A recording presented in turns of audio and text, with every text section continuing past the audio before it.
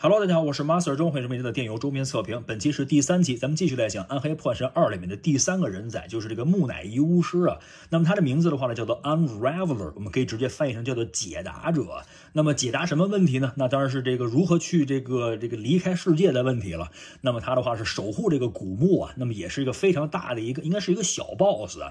那么在打他的时候的话，通常会掉下来很多这个宝物，像那种这个刀枪剑戟斧钺钩叉呀，那么也有很多这个钱币掉落啊。好，那么他的话呢是在这个《暗黑破坏神2》这个第2个关卡，就是这个黄金城市里面，那么叫做这个鲁高因这个地方有很多这个金字塔，是这个埃及的风格。那么他的话就是在这个金字塔里面守候这些古墓，并且的话呢，还有一些其他的木乃伊啊，来跟我们进行战斗的这么一个小 boss。好的，那么这款人物的话呢，我也是购入了一个3款，那么2款的话呢，是我当年的购入啊，那么已经把它拆封，其实有一点点差别。那么这款的话呢，就是面部的话是微微的泛黄啊，而这款的话呢，还是这个白白的头颅，不知道是否是这个异色版本啊？这应该不是这个旧化，应该就是这个不同地区发售导致的一个面相的不同啊。那么我的话呢，买完之后才发现是有这么2个面相啊。那么另外的话呢，我之后还购入了一款这个全新的，那么作为一个之后的一个收藏啊。那么全新的版本的话呢，面相也是像这样的一个灰色，所以说到白色不知道是不是在这个国内的一个购入的版本啊。好的，我们先来看一下这个纸品部分。好了，那么这款纸品的话，我们来看它的配件的话呢，也是比较丰富。这是一个头套在这里，这个地方的话是一个埃及的权杖，上面盘着一个这个眼镜蛇啊。我们知道这个埃及的象征的话呢，一个就是这个眼镜蛇，一个的话就是这个鹰啊。那么这是一个南北埃及的不同啊。当然，这个眼镜蛇这个权杖的话呢，我非常的喜欢，因为它特别适合给这个指挥官啊，这个 Cobra Commander 来拿在手中啊。好，那么这个包装的话依然是一个非常经典的一个包装，前面是一个透明的窗口，然后里边的话呢是一个充满火焰的背板，这个地方写着 Diablo， 就是这个恶魔，这是西班牙语。然后这个地方 Unraveler 的话就是这个解答者、解释者。这个地方是 Blazer， 就是这个暴雪公司啊。好的，我们来看一下，这是一个非常清澈的这么一个包装，非常适合拿过来进行评级和收藏啊。好了，我们翻过来，背板也是非常的直啊。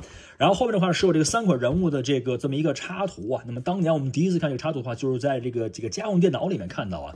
好，那么下边的话就是一个安装好头套之后这么一个样式，真的是非常的酷啊。然后是一些游戏的介绍，暗黑啊，这个星战，还有这个魔兽，都是我们当年在网吧的那个必玩的3款游戏啊。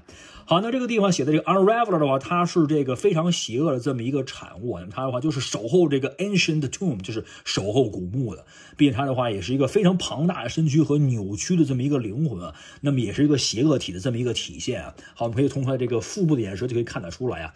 好了，那么这个是一个全新未拆的状态。那么其实美版和这个日版的话有很大的区别。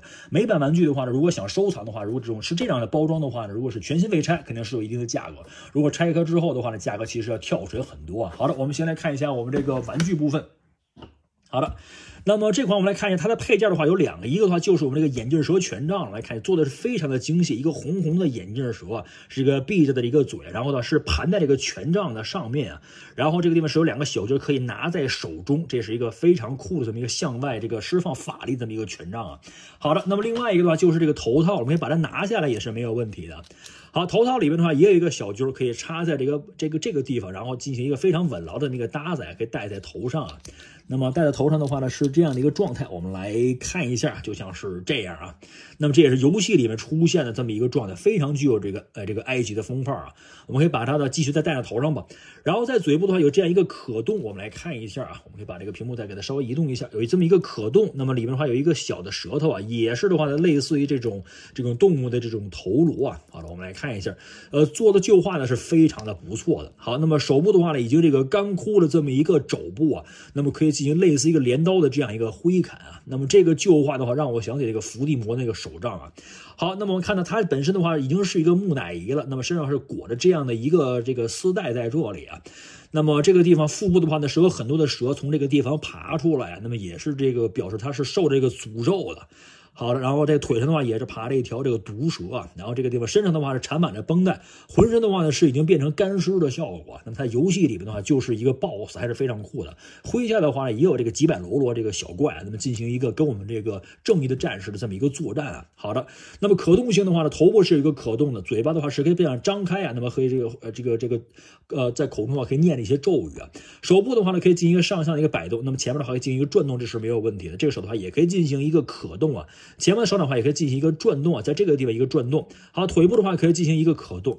那么这个人物的话呢，他是比较纤瘦啊，但是其实就是这，因为他的话呢是一个木乃伊嘛，对不对？我们可以看到这个背后的肌肉的都把这个细节做出来了，所以当年做玩具的话真的是不含糊啊。我们可以把这个权杖的话呢再次给它拿在手中啊。好了，那么最后的话，因为今天是我们这个第3期这个Diablo 这个测评啊，我们可以把这个3个人物的话呢，我们可以把它摆在一起，我们可以看一下他们是一个什么样的状态啊。